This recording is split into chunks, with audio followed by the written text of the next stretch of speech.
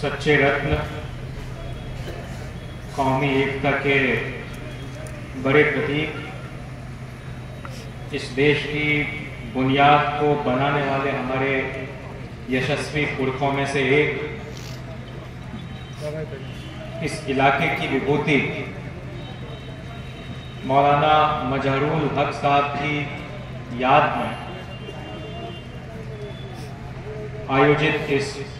विचार गोष्ठी में आए हुए आप सभी सुधीजन, बुद्धिजीवियों, अध्यापकों, बुजुर्गों, माताओं, बहनों, नौजवान दोस्तों, मंचासीन लगभग 3 दशक से लगातार इस कार्यक्रम के सूत्रधार रहे, मजहरुल साहब के उसूलों को अपनी जिंदगी में अक्षरशः उतारने वाले, बिहार विधानसभा के साबिक स्पीकर, कई विभागों के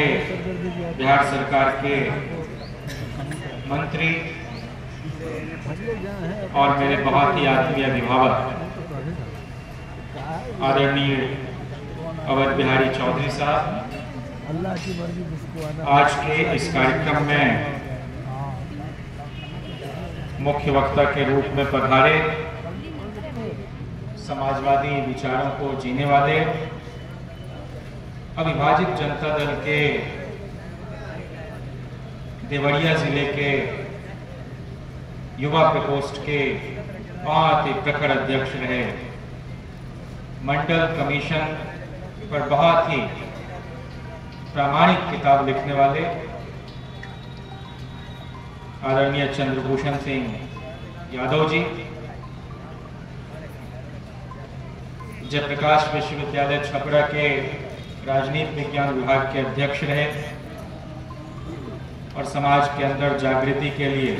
अनवरत प्रयासरत अभिभावक आदरणीय लाल बाबू यादव जी, इस इलाके में साम्यवाद के प्रसार में अपना जीवन खपा देने वाले विधानसभा के पूर्व सदस्य अमरनाथ यादव जी, संचालक साहब हारून साहब, पार्टी के जिलाध्यक्ष भाई विपिन जी, महिला प्रकोष्ठ की अध्यक्षा सुनीता जी और सभी सजग और सचेत साथी। कहना ना होगा कि उनके पूरे जीवन वृत्त पर बहुत तफसील से गणेश जी ने रोशनी डाली और कोई सिरा छूटा नहीं। यह इलाका तो देश रत्न राजेंद्र बाबू का है, लोकनायक जयप्रकाश नारायण जी का है, ब्रज बाबू का है, उर्दू के अंतर्राष्ट्रीय ख्याति के शायर जमील मजारी साहब का है, भोजपुरी के शेक्सपियर कहे जाने वाले भिखारी ठाकुर जी का है। इस देश में गंगा जमुनी तहजीब को बचाने के लिए जद्दोजहद करने वाले, फिरका परस्त ताकतों को धूल चटाने वाले लालू प्रसाद जी का है। बिहार की अब तक की एकमात्र खातून वजीर आला राबड़ी देवी जी का है। कुल मिलाकर यह इलाका राजनीतिक, साहित्यिक, सांस्कृतिक और सामाजिक क्षेत्र में इस देश को बड़ा योगदान देने वाले बड़े पाए के लोगों का, और राजनीति को सामाजिक परिवर्तन का एक सशक्त माध्यम जो डॉक्टर लोहिया मानते थे, उस राजनीति को भी बड़ी पाकीज़गी से बरतने वाले लोग इस इलाके में हुए। और यही वजह है कि जब समाजवादी साथियों की सरकार बनी बिहार में, जिसमें चौधरी साहब काबीना मंत्री होते थे, तो 1998 में मज़ारुल साहब के नाम पर एक विश्वविद्यालय खोलने का काम राबड़ी देवी जी के नेतृत्व वाली सरकार ने 1998 में किया, मौलाना मज़ारुल अरबी फारसी विश्वविद्यालय। और आज की जो हुकूमत है वो कहती है कि हम राष्ट्र निर्माण कर रहे हैं। बहुत खोखली बात इसलिए लगती है कि संस्थानों के निर्माण के बगैर, इंस्टीट्यूशन बिल्डिंग के बगैर नेशन बिल्डिंग की बात करना ये बिल्कुल ही अहमकाना ख्याल है। और इसीलिए चाहे वो मौलाना आजाद हो, जाकिर हुसैन साहब हो, पंडित नेहरू हो, सीमांत गांधी, खान अब्दुल गफ्फार खान हो, हसरत मोहानी हो, अली बिरादरान हो, जिन लोगों ने भी इस मिट्टी को समझा और कबीर के इस देश में सच को लेकर आगे बढ़े, जो कहते थे कि भूखे को भोजन, नंगे को चीर, चेतना बांटे सत्य कबीर, वही राजनीतिज्ञ तारीख में याद किया जाता है जिसने इस पीढ़ी को, नई नस्ल को रोशनी देने का काम किया, उसको इल्म तालीम से जोड़ा। मैं अक्सर इस बात को कहता हूं कि जिस सेकुलरिज्म पर लगातार कुठाराघात इस देश में हो रहा है, उस सेकुलरिज्म के मानी क्या है कि राज्य सत्ता अपने आप को धार्मिक कार्यों से अलग रखेगी। जो काम धर्म गुरुओं का है वह काम नेता लोग नहीं करेंगे। संसद में, इस देश के लिए, विधानसभा में गरीब वर्गों के हितों में कानून बनाए जाएंगे। पार्लियामेंट को ठाकुरवाड़ी में नहीं बदला जाएगा जहां कोई चिमटा बाबा, झोला बाबा, नमटा बाबा, कोई लफंगे लुच्चे किस्म के लोग जो बाबा की शक्ल में घूमते हैं वो वहां जाकर बैठे और इस देश के लोकतंत्र को मुंह चिढ़ाएं। इसलिए धर्मनिरपेक्षता के माने ये कतई नहीं हो सकते कि हम मस्जिदों को गिरा दें, मंदिरों को जला दें, गिरजों को उड़ा दें, विहारों को उजाड़ दें, गुरुद्वारों को ढा दें। धर्मनिरपेक्षता का मतलब इस देश की संविधान की प्रस्तावना में बहुत स्पष्ट उल्लिखित है कि हर व्यक्ति को धर्म और उपासना की स्वतंत्रता है। लेकिन आजकल जिस तरह की खुदाई चल रही है और जिस तरह का तांडव चल रहा है पूरे देश के अंदर, उससे हम कैसे निपटें? तो मज़ारुल साहब के उस सूत्र वाक्य को हर वक्ता ने लगभग दोहराया कि हिंदू और मुसलमान एक ही नाव के सवार हैं, हम साथ पार उतरेंगे या फिर साथ ही डूबेंगे। इस सिलसिले में मुझे मौलाना आजाद, जो बहुत कम उम्र में कांग्रेस पार्टी के अध्यक्ष हुए, उन्होंने उसके विशेष अधिवेशन में एक बड़ी ही महत्वपूर्ण घोषणा की और एक कॉल लिया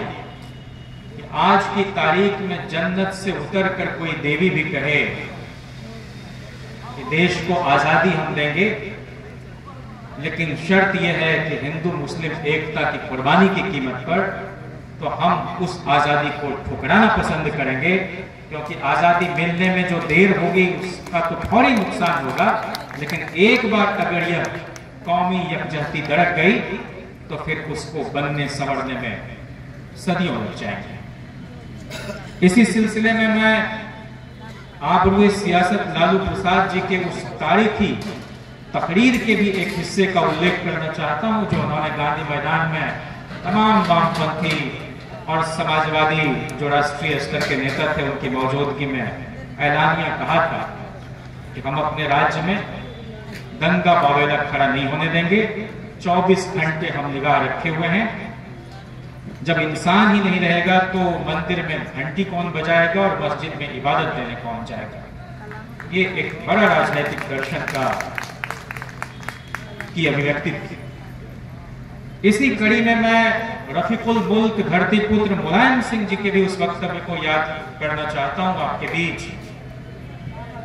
क्योंकि 2 तारीख जो है 90 के दशक की शुरुआत के उस वर्ष के 23 अक्टूबर 1990 जब अगलगवा आडवाणी को इसी समस्तीपुर में गिरफ्तार किया गया और ठीक 1 सप्ताह के बाद जो जमाने से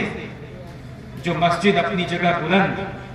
उस बाबरी को ढाने जा रहे जो कार सेवक थे, वो जब नहीं अपनी बात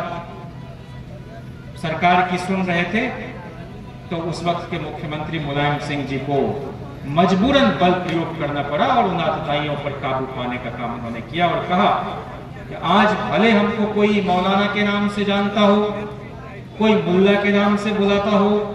कोई चौधरी के रूप में मुझे याद करता हो या फिर कोई समाजवादी पार्टी के अध्यक्ष के रूप में, मैं नहीं जानता कि उनकी मानसिकता क्या है, उनके दिलो दिमाग में क्या चलता है।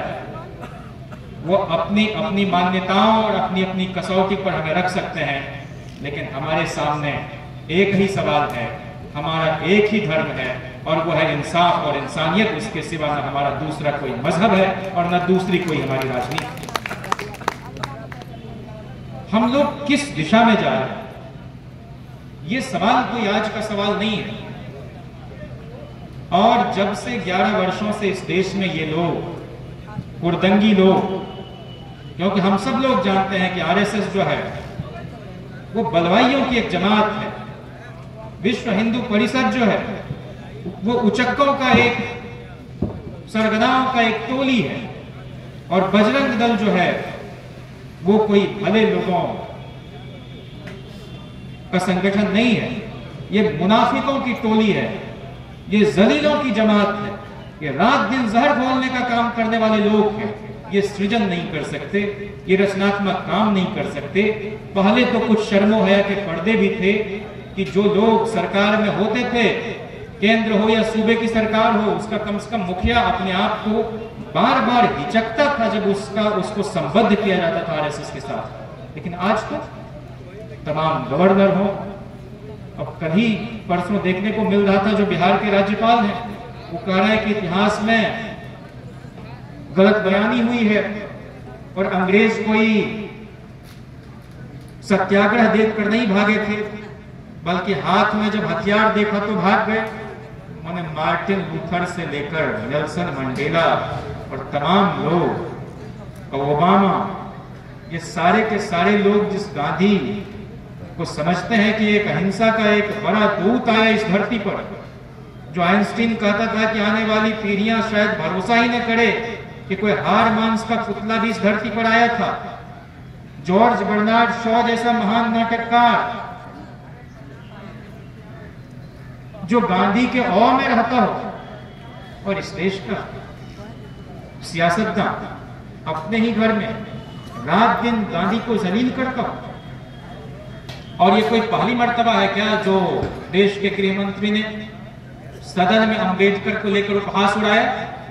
इसके पहले भी राष्ट्रपिता को कहा ये तो चतुर बनिया थे। तो आप समझ सकते हैं कि किस तरह के स्तरहीन लोगों के हाथ में यह मुल्क चला गया है। हमको आपको इन सब से निपटना है और हम आज की अपनी पार्टी के प्रवक्ता की हैसियत से यहाँ नहीं है,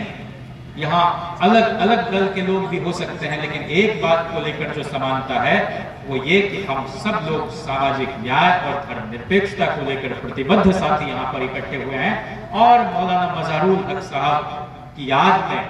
उनके जीवन से कुछ प्रेरणा लेते हुए हम अपने जीवन को समाज के अंदर एक मिसाल की तरह पेश करना चाहते हैं। अदम गोंड भी एक बड़े शायर हुए और उनकी गजल के कुछ शेर मुझे खासे पसंद हैं और आप सबको भी वो शायद पसंद आए कि हिंदू या मुस्लिम के एहसासात को मत छेड़िए, अपनी कुर्सी के लिए जज्बात को मत छेड़िए, इसमें कोई हूण, कोई शक, कोई मंगोल है, दफन है जो बात, अब उस बात को मत छेड़िए। गर गलतियां बाबर की थी, जुम्मन का घर फिर क्यों जले, ऐसे नाजुक वक्त में हालात को मत छेड़िए। हैं कहां हिटलर, हलाकू जार या चंगेज खां, मिट गए सब कौम की औकात को मत छेड़िए। छेड़िए एक जंग मिलजुल कर गरीबी के खिलाफ, दोस्त मेरे मजहबी नफरात को न छेड़िए। और जो लोग यहाँ के मुसलमान हैं, जिन्होंने ये तय किया कि हम इसी मिट्टी में पैदा हुए, हम इसी में दफन होंगे, उनका मुंह चिढ़ाया जाता है। हमने तो कभी नहीं सुना कि कोई मुसलमान जाके किसी मंदिर में बैठ जाए और कहे कि हम अपने धार्मिक ग्रंथ के बारे में यहां पर बात करना चाहते हैं। और आप जाके मस्जिद में जाके हनुमान चालीसा पढ़ेंगे। होना तो ये चाहिए था कि भाई कोई भी कहीं भी बैठे तो अच्छा लगे, लेकिन आपने इतना तनावपूर्ण माहौल बना दिया है कि भाई भाई में इस तरह का तकसीम। बाकी लोग भी शासन सत्ता में आए और जिसको हम लोग कहते हैं कि उदारवादी चेहरा है अटल बिहारी वाजपेयी का, सबसे ज्यादा इस देश में नरसंहार का माहौल उसी व्यक्ति ने बनाया। असम का नेली में सिकर हो, एक भड़काऊ भाषण देकर हजारों मासूम लोगों की जाने वहां पर चली गई। वैसे ही अयोध्या में तो इस तरह के लोगों के बारे में हमारे बीच हमेशा ऐसा पेश किया गया जैसे कोई नायक, और हमने हमेशा अपने नायकों के चयन में दूसरे के चश्मे से काम लिया, और इसीलिए हम नहीं पहचान पाए जीते जी की कर्पूरी ठाकुर कितने बड़े व्यक्ति थे। हम आज भी इस बात को नहीं मान पा रहे हैं कि लालू प्रसाद जी की शख्सियत कितनी ऊंची है। लेकिन आप यकीन जाने कि यही भारतीय जनता पार्टी के लोग जो कर्पूरी जी को गाली देते थे और कर्पूरी जयंती मना रहे हैं, आने वाले 20-25 वर्षों में देखिएगा यही भाजपा के लोग लालू जी की भी जयंती मनाएंगे और कहेंगे कि ये भी हमारे लोग। आजादी के बाद से, इसको मैं हजारों बार कह चुका हूं, 1001वें बार मैं आपके बीच कह रहा हूं कि आजादी के बाद से बिहार में जितने मुख्यमंत्री हुए उन सब ने मिलकर भी 7 विश्वविद्यालय बिहार में नहीं खोला, लेकिन अकेले लालू प्रसाद जी ने 6 और एक राबड़ी जी ने। ये बड़ा, ये कोई छोटा मोटा काम? हम क्यों मानते हैं कि सिर्फ रूसी क्रांति और फ्रांसीसी क्रांति ही कोई बड़ी क्रांति थी? बिहार जैसे बंद पड़े दिमाग के समाज में, जहां सामंतशाही इतने मुंह उठाए खड़ी, उसमें उसी शैली में बात करने पर कोई बराबरी के भाव से आपके साथ डायलॉग में जाने को तैयार हो सकता था, और वो काम हुआ। हम यह नहीं कहते हैं कि वो कोई 24 कैरेट का शासनकाल था, लेकिन जिन मूल्यों के साथ नेहरू चल रहे थे, जिन मूल्यों के साथ जाकिर साहब चल रहे थे, और अलीगढ़ मुस्लिम यूनिवर्सिटी हो या जामिया मिलिया इस्लामिया हो, इन सब की स्थापना, अच्छी बात तो ये थी कि आजादी के आंदोलन में शरीक लगभग सभी लोग, अब जैसे मजहरुल साहब भी एक पत्रिका निकालते थे मदरलैंड के नाम से, और तमाम लोग, मौलाना आजाद की किताब पढ़ लीजिए, राजेंद्र बाबू को देख लीजिए, जयप्रकाश जी को देख लीजिए, डॉक्टर लोहिया को देख लीजिए, मैनकाइंड, तमाम लोग लिखने पढ़ने का काम करते थे और हर कोई वकालत के पेशे से जुड़े हुए थे। पता था कि जोर जुल्मत के बीच हमको अपनी दलील खुद पेश करनी है, अपने लोगों को खुद न्याय दिलाना है। और गांधी जी ने एक बार कहा कि भाई दुनिया की तमाम अदालतों से बड़ी एक जमीर की भी अदालत है, हमने उसकी बात सुनी है और इसलिए हम इस कानून को तोड़ते हैं। तो इस तरह की मिसाल जिस देश में हो, वहां इतनी तंगजहनी के शिकार लोग गृह मंत्री की भूमिका में हो, राजनीतिक विरोधियों को शत्रु की तरह उनके साथ पेश आते हो, इस देश की तमाम जो इंडिपेंडेंट जांच एजेंसी है उनको खता बताते हो। देश में अब तक एक ही गृह मंत्री मुसलमान हुए, मोहम्मद मुफ्ती सईद साहब, और वो हम लोगों की जनता दल की सरकार में हुए, विश्वनाथ प्रताप सिंह जी जिस वक्त प्रधानमंत्री थे। ये लोग बार बार यही प्रोपेगेंडा फैलाते हैं कि बाबा साहब का अपमान कर दिया, कांग्रेस पार्टी ने हरा दिया। आप लाल बाबू यादव जी आपके बीच बैठे हुए, बहुत ही दानिश्वर और मौलिक ढंग से चिंतन करते हैं। राजनीति विज्ञान की किताबें और उन कक्षाओं में दिए गए व्याख्यान हमें कितनी कम राजनीति सिखाती है, ये बार बार योगेंद्र यादव जी कहते हैं। तो आपके सोहबत में जब हम लोग कोई बात मानस मंथन करते हैं तो बहुत पहलू भर के आते हैं कि भाई जिस वक्त द्विसदस्यीय प्रतिनिधि की व्यवस्था थी, तो पहले आम चुनाव में डॉक्टर अंबेडकर अगर शेड्यूल्ड कास्ट फेडरेशन की तरफ से उम्मीदवार थे तो सोशलिस्ट पार्टी की तरफ से अशोक मेहता उम्मीदवार थे, और दोनों के गठजोड़ से वो चुनाव लड़ा गया, दोनों हार गए। फिर जब बाई इलेक्शन हुआ 54 में, तो फिर दोनों के गठबंधन, दोनों पार्टियों के गठबंधन तक फिर दोनों उम्मीदवार उतरे। अंबेडकर फिर मामूली अंतर से हारे हैं, अशोक मेहता जीत गए। तो समाजवादियों का तो हमेशा से बहुजनवाद में यकीन रहा है और सबका हित सधे,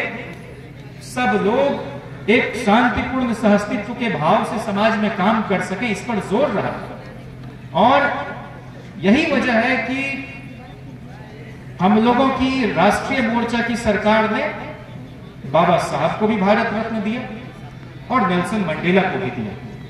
बाबा साहब का सेंट्रल हॉल में पोर्ट्रेट लगाया गया, वो जनता दल की सरकार थी, और उनकी जयंती पर छुट्टी की घोषणा भी जनता दल की सरकार ने किया। ये हमारा काम है, हम इस तरह के फजुल्ला आरोपों से कभी भी अपोलोजेटिक या डिफेंसिव नहीं हुआ करते। उत्तर प्रदेश में भी समाजवादियों के बीच, बहुजनवादियों के बीच जब एका कायम हुई तो आपको परिवर्तन दिखाई पड़ा।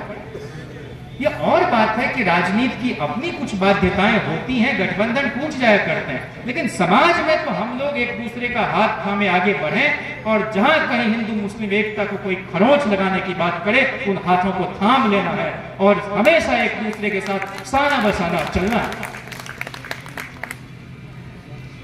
और जब यूनाइटेड फ्रंट की सरकार बनी है 96 में, वामपंथी साथियों का समर्थन बाहर से, जब ज्योति बसु ने इनकार कर दिया उनकी पार्टी के पोलित ब्यूरो ने, तो इस देश का तो वो एक यूनिक उदाहरण है ना। जब और वीपी सिंह जी ने भी अस्वीकार किया, तो त्याग की भी भावना समाजवादियों में रही है। कोई एक काउंसलर का पोस्ट नहीं छोड़ता, और हमारे यहाँ प्रधानमंत्री पद को भी टुकराया जाता है कि समाज में, इतिहास में कोई हमको स्वार्थी न कहे कि वीपी सिंह लालच में बदल गया, राजनीति से संन्यास लेने के बाद फिर अगर टॉप पोजीशन मिल रहा था तो उसको कबूल कर लिया, नहीं। और लालू प्रसाद जी जनता दल के राष्ट्रीय अध्यक्ष थे, पिछड़े समाज से आने वाले।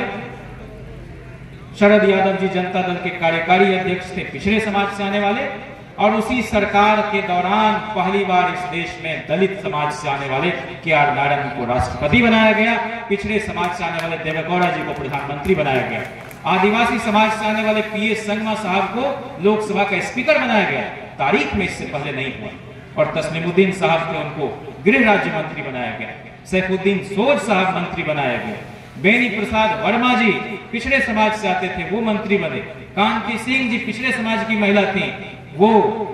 उस समय स्वतंत्र प्रभार की राज्य मंत्री बनी, रामविलास पासवान जी दलित समाज के थे, लोकसभा में नेता सदन हुआ करते थे। ये काम हम लोगों ने हमेशा, कोई A to Z की बात नहीं है, हमेशा से सर्वसमावेशी ढंग से राजनीति को हम लोग शेप करते हैं। खैर, मैं इस बात को यहीं पर छोड़ता हूं और कुछ बातों को लेकर जो आज हमारे यहाँ कहते हैं कि किसका वोट उसमें चला जाता है, फला समाज का उम्मीदवार होता है तो उस समाज का उम्मीदवार इनको वोट, इस तरह के गुणा गणित से न तो जीवन चलता है, न तो राजनीति चलती है,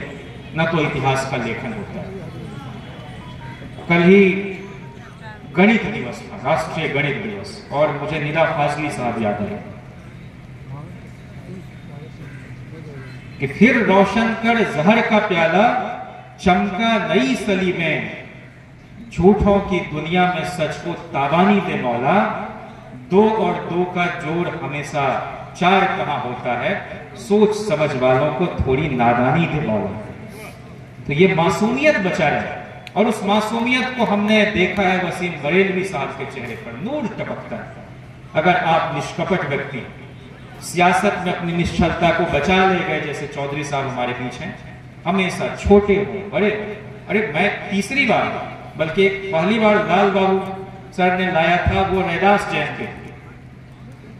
और CA NRC का आंदोलन चल रहा था, इसी सिवान में, वहां भी लेकर गए। मेरे अंदर कोई खास काबिलियत नहीं, बल्कि ये अवध बाबू का अपार स्नेह है कि वो बार बार आपके आंगन में मुझे खड़ा करते हैं और आप भी उसी मोहब्बत से हमें सुनते हैं। बहुत जी खुश हुआ है हम नशी कल जोश से मिलकर,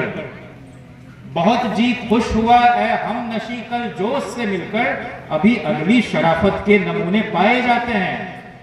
तो इसलिए सियासत में सब कुछ लुट-पिट नहीं गया, और जो कुछ महान लोग थे वो अतीत में ही थे, ऐसा नहीं है। संविधान जिंदा लोगों की इबादत की वकालत करता है, और इसलिए हम लोग आज के समय में जो हमारे बीच रह के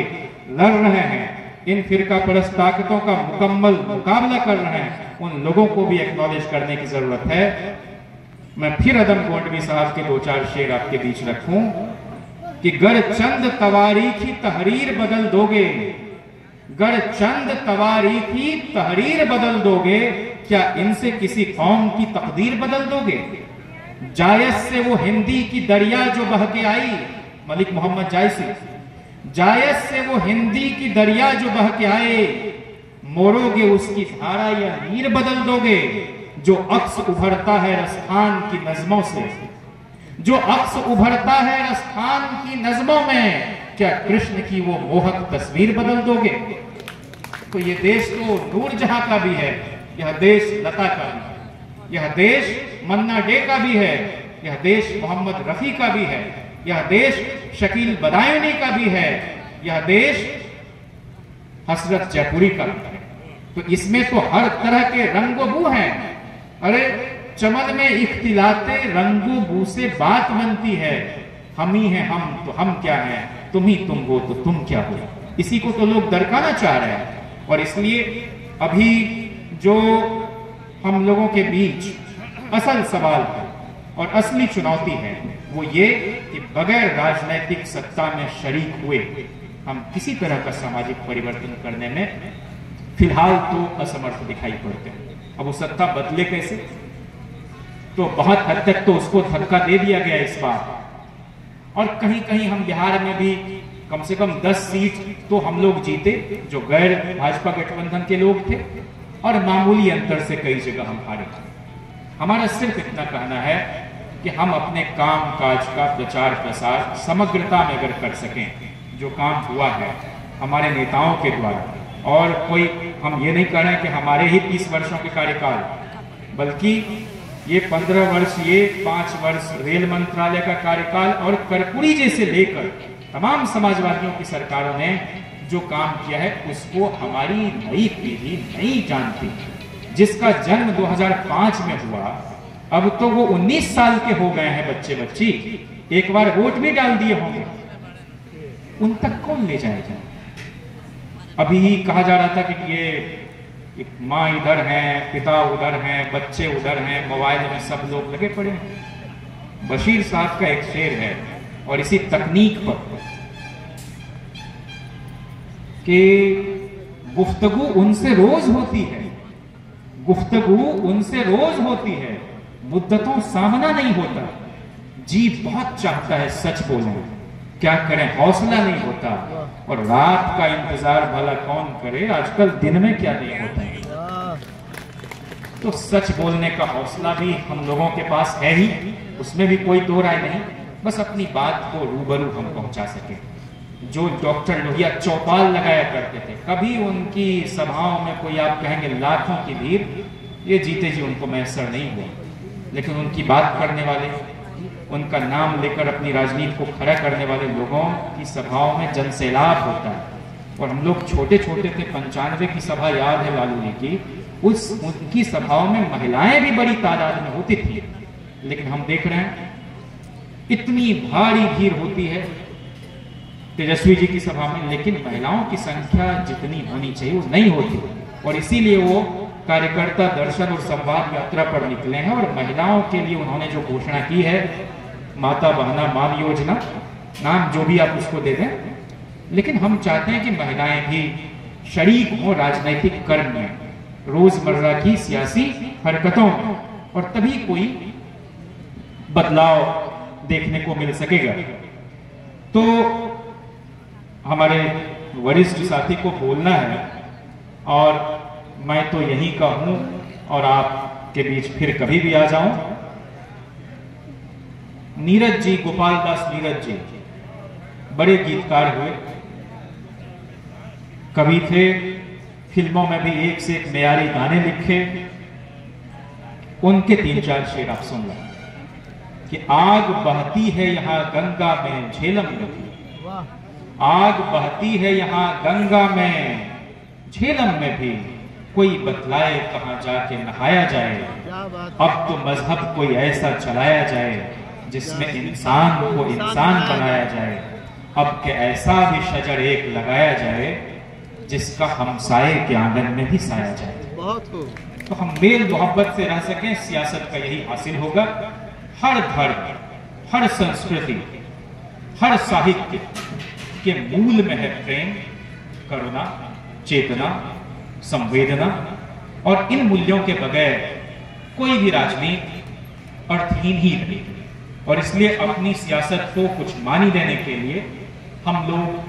अपने जीवन मूल्य के साथ कोई समझौता नहीं करें। सरकारें तो बनती बिगड़ती, आज नहीं कल। अभी उम्र क्या हुई तेजस्वी जी की, वो तो बना लेंगे आप, लेकिन आप याद कीजिए कि बहुतायत समाज का हिस्सा जो समाजवादियों को वोट करता था, वो क्यों इधर उधर बट रहा है? हमारी शक्ति क्यों बिखर रही है? क्या हमें अपने व्यवहार में भी कोई थोड़ा बहुत परिवर्तन करने की आवश्यकता है? आपको हैरत होगी, पढ़े लिखे लोग और अच्छे संस्थान में पढ़ने वाले हमारे साथी, बाकी पिछड़े समाज के, दलित समाज के, उन्होंने जब कहा कि हमको अगर गाली ही सुनना होगा तो हम ब्राह्मण भाई से क्यों नहीं सुनेंगे कि हम किसी ग्वाला भाई से सुने और अपमानित हों। आप उसकी पीड़ा समझ रहे हैं कि भाई जिस समाजवादी आंदोलन में एसएम जोशी हो, जिसमें आचार्य कृपलानी हो, जिसमें किशन पटनायक हो, जिसमें मधु लीमय हो, जिसमें मधु दंडवते हो, और संसोपा पिछड़ा पावे 100 में 60, संसोपा ने बांधी गांठ, ये तो टिकट वितरण में था। लेकिन जो युवजन सभा हुआ करती थी उसमें डॉक्टर लोहिया इस बात का ख्याल करते थे कि उसमें नेतृत्वकारी भूमिका में अगले समाज के साथी को जोड़ा जाए, क्योंकि वो जब अपने परिवार में जाएंगे और वहां जब एक हृदय परिवर्तन होगा कि सब हम लोग एक ही जात के हैं, और वो है आदम जात, वो है मनुष्य की जात, वो है इंसान की जात, हम में कोई भेद नहीं, और कोई पिछड़ जाए, कोई पसमानदा रह जाए तो फिर कोई सेहतमंद समाज हम नहीं बना सकेंगे। तो इसलिए वो आपके यहाँ से सर जो माने 6 समाजवादी प्रधानमंत्री, वो 6 में वो मंत्री रहे, जो युवजन सभा के लिए अध्यक्ष रहे, मोहन सिंह से पहले जनेश्वर मिश्रा जी। अब ऐसे लोगों को बनाते थे वो, ऐसे लोग, छोटे लोहिया, जिनके नाम पर लोहिया पार्क में उनकी भी प्रतिमा सब जगह लगवाई, और मधु दंडवते जी ने एक चिट्ठी लिखी मुलायम सिंह जी को कि हमें बड़ी खुशी है कि इसमें तमाम समाजवादियों के बारे में एक छोटा सा परिचय भी है उस लोहिया पार्क में, और उनकी मूर्ति भी लगाने का आपने काम किया। बेहतर होगा कि लोहिया के बिखरे पड़े साहित्य का भी संचयन कराया जाए और उसका वितरण कराया जाए।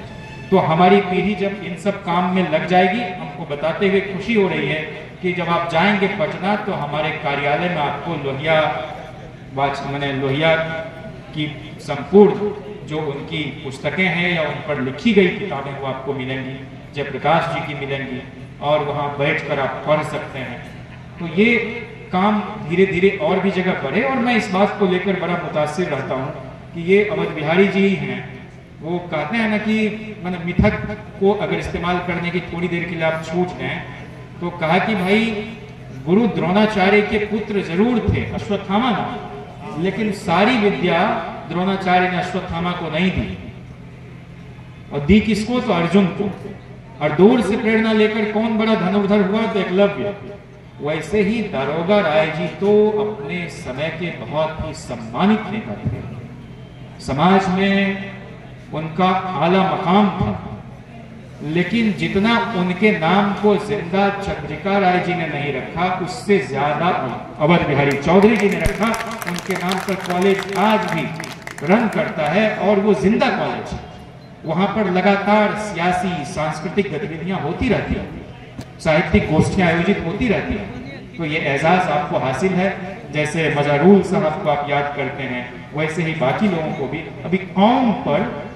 साथी बात कर रहे थे और मैं सुन रहा था हारून शाह को भी। तो रेनन एक बड़े थियरिस्ट हुए, और उन्होंने राष्ट्रवाद के संदर्भ में एक बात कही कि जहां साझा सुख, साझा दुख और साझा खाप पलते हों, वहीं पर एक मुल्क, एक कौम, एक राष्ट्र, एक नेशन की अवधारणा मुखरित होती है। हम सब लोगों का दुख दर्द एक है, हम लोगों के सपने एक हैं, हम सब लोग लगभग सताए गए लोग हैं, मजलूम लोग हैं, और समाजवाद को अभावों में पलने वाली विचारधारा है। कभी भी यहाँ, इसीलिए लोहिया कहते थे कि समाजवाद का मतलब दरिद्रता का बंटवारा नहीं, संपन्नता का बंटवारा है। तो उस दिशा में हम लोगों के कदम थोड़े और तेजी से बढ़ सकें, यही मैं आज की इस विचार गोष्ठी में उम्मीद करता हूं। और हम सभी साथी पुरानी तमाम बातों को भूलते हुए और इतिहास के पन्नों से कुछ सबक लेते हुए अपने कारवां को यूं ही बढ़ाते रहे। और जो विनोबा भावे भूदान आंदोलन चलाते थे, हमारे उस्ताद मोहतरम हुआ करते थे मिडिल स्कूल में, महेश मिश्र साहब, वो अक्सर सर्वोदय मंत्र पढ़ते थे। मुझे पूरा तो वो याद नहीं, लेकिन कुछ हिस्सा आपके बीच रखना चाहता हूँ। उसकी शुरुआत कुछ यूं करते थे कि हे नम्रता के सम्राट, दीन भंगी की हीन कुटिया के निवासी, गंगा जमुना गोदावरी के जलों से सिंचित इस सुंदर देश में तुझे सब जगह खोजने में हमें मदद दे, हमें ग्रहणशीलता और खुला दिल दे, तेरी अपनी नम्रता दे, भारत की जनता से एक रूप होने की शक्ति और उत्कंठा दे। हे भगवान, तू तभी मदद के लिए आता है जब मनुष्य शून्य बनकर तेरी शरण लेता है। हमें वरदान दे कि सेवक और मित्र के नाते जिस जनता की हम सेवा करना चाहते हैं उससे कभी अलग न पड़ जाएं। हमें त्याग, भक्ति और नम्रता की मूर्ति बना, ताकि इस देश को हम ज्यादा समझें और ज्यादा चाहें। तो हमारे इसी तरह के सपने, इसी तरह की हसरत पलती रहे। और इकबाल का एक शेर पढ़ के मैं खत्म करना चाहता हूं कि महरूम-ए तमाशा को वह दीदाए बीना दे। महरूम-ए तमाशा मतलब जो देखने से वंचित थे, महरूम-ए तमाशा को वह दीदाए बीना दे, देखा है जो कुछ मैंने औरों को भी दिखला दे। तो सबको ये दिन हासिल हो उसके जीवन में, थोड़ी धूप, थोड़ी रोशनी, छोटा सा आंगन, एक क्यारी, 2 जून की रोटी, थोड़ा गेहूं, और तभी हमारा देश समृद्धि के शिखर पर पहुंच सकेगा। और अंत में एक अपील जरूर करूं कि 2025 एक बहुत ही निर्णायक साल है। अब और कितना विलंब हो, इसलिए नए बिहार की रचना के जो अग्रदूत हैं आपके सामने, जिन्होंने अपनी शालीनता, अपनी विनम्रता, अपनी सौम्यता, अपनी व्यवहार कुशलता और अपनी प्रखरता से अपने 10 वर्ष के संसदीय जीवन में एक नई इबारत लिखी है, बड़ी लकीर खींचने का प्रयास किया है। कोई भी वक्तव्य राजनीतिक जीवन में ऐसा नहीं दिया है जिसको वापस लेना पड़े या जिस पर कोई स्पष्टीकरण देना पड़े। ऐसे आप अपने बच्चे और अपने घर के, इस इलाके के बहुत ही होनहार और बहुत ही यशस्वी और ओजस्वी नेता तेजस्वी जी, जो आने वाले 30 वर्षों में इस देश की राजनीति को अपनी शर्तों पर आपकी आकांक्षाओं, आशाओं और तमन्नाओं के अनुरूप तय करने जा रहे हैं, उनको अपना आशीर्वाद दें ताकि बिहार का मुस्तकबिल रोशन हो सके, एक नई इबारत लिखी जा सके और मजहरुल हक साहब, राजेंद्र बाबू, जयप्रकाश जी, दारोगा राय जी, लालू प्रसाद जी और जिनके बहुत ही निष्ठस्थ सहयोगी के रूप में लगातार काम करते रहे हैं, आपकी अनवरत सेवा करते रहे हैं, और बिहारी चौधरी साहब, इनको भी आप जिताकर दोबारा सदन भेजेंगे। तो जिस तरह से बहुत कम समय में स्पीकर पद की, विधानसभा अध्यक्ष के पद की जो अपनी गरिमा होती है, उसके साथ जरा भी समझौता इन्होंने नहीं किया। हो सकता है कभी कभी आपको भी लगता हो कि पहले की तरह छोटी छोटी पैरवी करने से क्यों हिचक रहे हैं, तो इनका भी एक अपना वारंट ऑफ प्रेसिडेंस था। और जैसे धनिकलाल मंडल जी के यहाँ चले गए थे, कर्पूरी जी या शायद कोई नेता, जो कहा कि हम जो है बहुमत साबित कर देंगे, मैं ध्यान भूल रहा हूँ महामाया जी की सरकार की या किन की, तो अच्छा मंडल, बीपी मंडल, तो उन्होंने कहा कि जब आपके पास संख्या बल है नहीं तो 4 दिन में या 7 दिन में कहां से विधायक ले आएंगे? इसका मतलब है कि अनैतिक काम होगा, और उन्होंने उस तिथि को नहीं बढ़ाई। उसी तरह से भले हमारी सरकार ना बनी हो, बेईमानी हो गई हो, लेकिन जो इस देश की रिवायत है और जो इस देश के आदर्श है और जो